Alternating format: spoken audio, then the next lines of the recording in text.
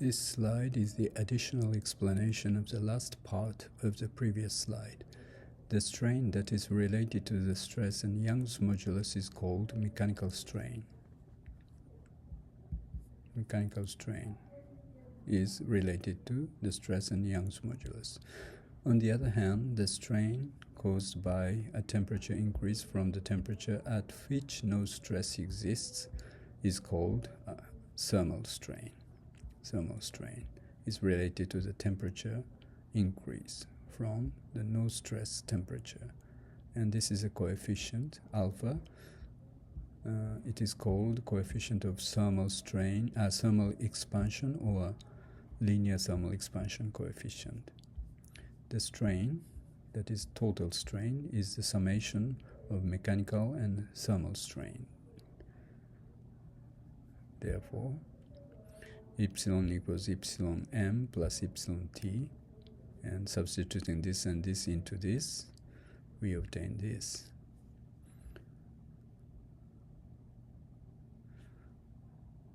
Therefore, you are able to obtain the stress from this expression. But look at this case. When the total strain is zero, okay, we obtain the stress, this, that exists in this system when the temperature increases from T0 to T. The stress has negative sign. Therefore, the stress is in a compression. In this slide, we study the mechanical strain and thermal strain in the biaxial stress state. Because the stresses exist only in x and y directions and there's no stress in z direction, we observe that the mechanical strain is related to the stress in x and y direction. You have the mechanical strain, direct strain caused by the stress in x direction, and the strain caused by the perpendicular direction, and this is a shrinkage, so you have the minus sign and Poisson's ratio. In the same way, you are able to obtain the mechanical strain in y direction as well. But in this case, we have the shrinkage in z direction caused by the biaxial stresses, like this. The thermal strains are the same in every direction because the expansion is homogeneous, uniform, okay, like this. By adding these thermal strains, we are able to obtain the thermal total strains for this case, like this, by adding the mechanical strain and thermal strain. Okay, we have three different total strains in x and y and z directions. From this slide, we are going to study torsion of a circular shaft. Consider a circular shaft that is subjected to a torque T acting on its flange. We define the x-axis along the longitudinal axis of the shaft and examine a differential element of length dx. Okay, dx is the infinitely small part of the shaft. On the surface of the shaft, imagine a straight line that is initially parallel to the shaft's axis. Okay? When the torque is applied, the shaft twists about its axis. As a result, a point A this is the point A, located on the surface at position x. Okay, x is displaced to a new position C. all right?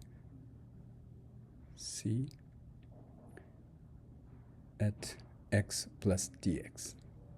So at x plus dx, originally this line was parallel to the axis of the bar, but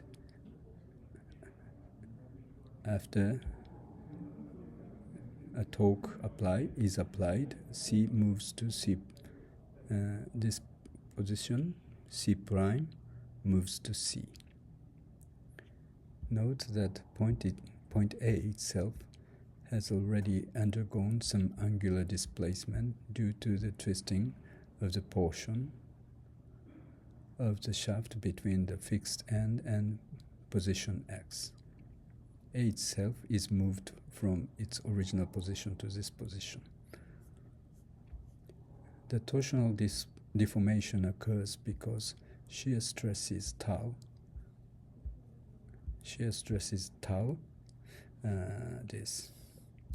act on the cross-sectional area of the shaft. Okay, tau is acting on the cross-sectional area of the shaft. These stresses generate internal resisting torques that balance the applied torque T on opposite faces of the differential element. Equal and opposite shear stresses exist to maintain static equilibrium. In addition, on the inclined faces, such as AC, or BD of the infinitesimal parallelepiped ABCD, corresponding shear stresses tau appear in directions that produce balancing couples. Okay, to balance this tau and this tau makes a couple. So in order to be balanced, the tau, stress tau, it should exist in this direction and in this direction as well, as illustrated in the diagram. From the geometric point of view, the element of length dx experiences a small angular rotation phi d phi about the x-axis.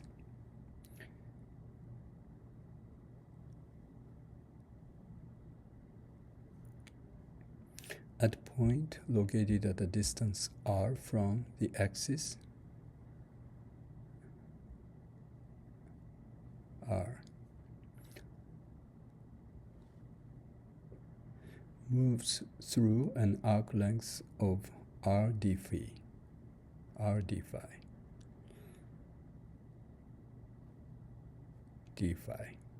So r d phi is the length of the shift. Thus, the angular slope of the twisted surface, that is the angle between the deformed and undeformed positions of the originally straight line, is given by r d phi dx. All right? R d phi divided by dx makes r d phi dx. When the deformation is small, the tangent of this angle can be approximated by the angle itself,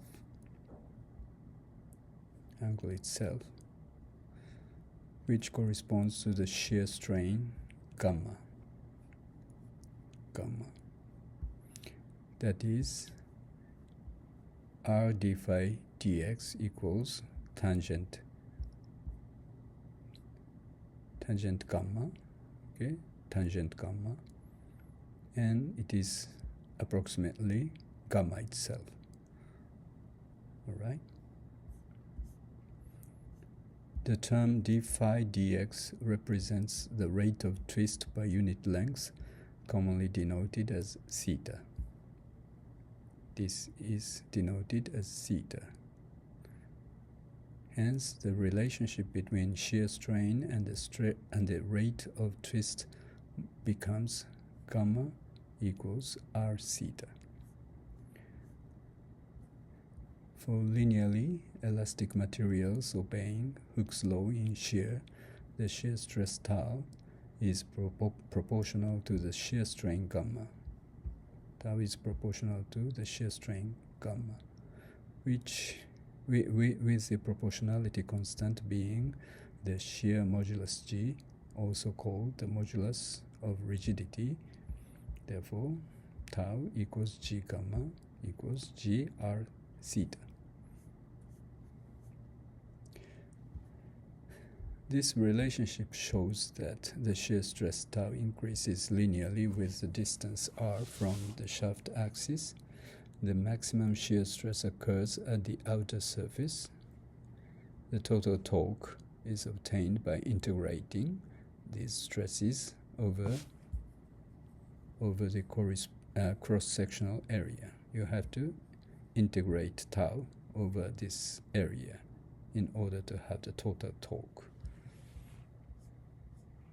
Thus, the fundamental torsion relationship tau equals gr theta forms the basis for analyzing the strength and deformation of circular shafts under torsional loading.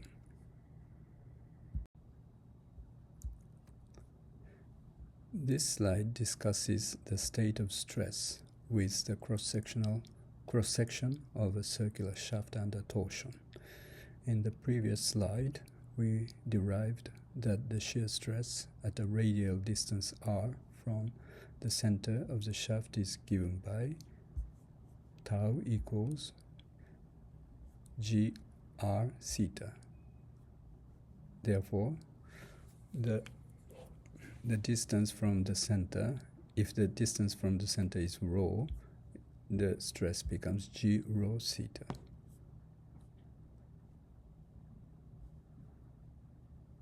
Right? Now consider an infinitesimal area element dA. This is dA, differential area on the cross section. The shear force acting on this small element is dF.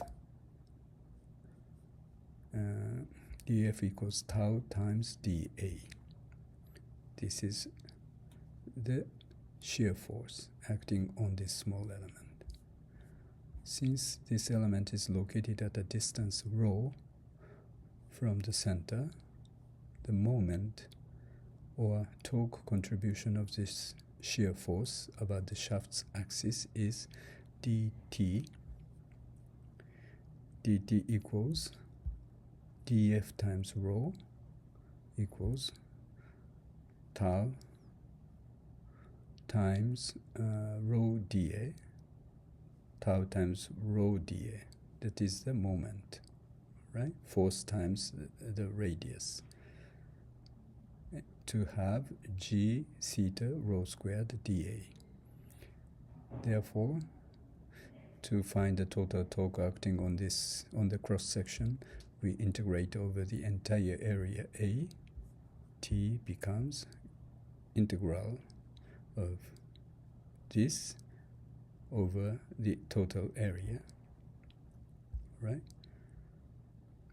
And g and theta are constant during the integration, so this quantity can be moved out of the integral sign. And this is just the radius of the differential area from the center of the axis. So there's no physical quantity included in this integral. And after you evaluate this integral, we replace this integral with j. Then we obtain this expression. Torque becomes shear modulus times angle theta times j. And j is called polar moment of inertia, or in another expression, the second polar moment of area of the cross section. It is purely geometrical property of the cross-section independent of the material's mechanical properties G or the applied load T. Thus, the relationship T equals G theta J, T equals G theta J expresses how the applied torque, the material's rigidity, and the cross-sectional geometry together determine the torsional behavior of the shaft. This slide derives the maximum shear stress in a circular shaft of a diameter d under torsion. Because the shaft has a circular cross-section, its polar moment of inertia is J equals integral of J squared for the area, and the differential area is rho times d rho times d alpha. Alpha is the angular direction that changes from 0 to 2 pi, and rho changes from 0 to r. R is the distance of the surface from the center of axis. Therefore, this can be integrated very easily to have pi force power of r radius divided by 2, and if you replace the radius with the diameter, you obtain pi d to the fourth over 32.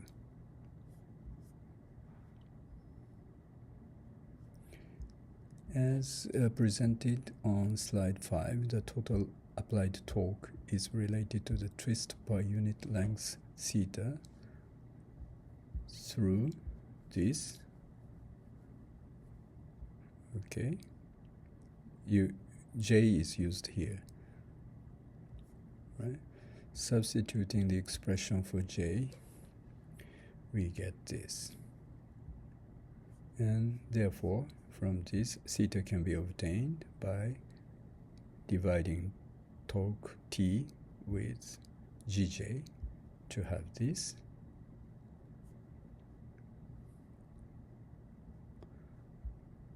Okay. The total angle of twist phi at the end of the shaft, here, from the fact that theta equals d phi dx equals constant for a uniform shaft and a constant torque. Thus, multiplying theta by the shaft length L, this, you obtain this by substituting this expression into here. Okay, this is the total angle of twist. To obtain the maximum shear stress, we start from the shear stress relation introduced on slide 4. Tau equals G gamma, and gamma equals R theta, and theta is this. Therefore, setting R equals R max, the outer radius, R max is the outer radius where the shear stress is largest, we obtain the expression shown here.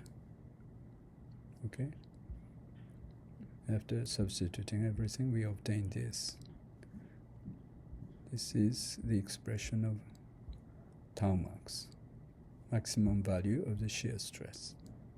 Look at this.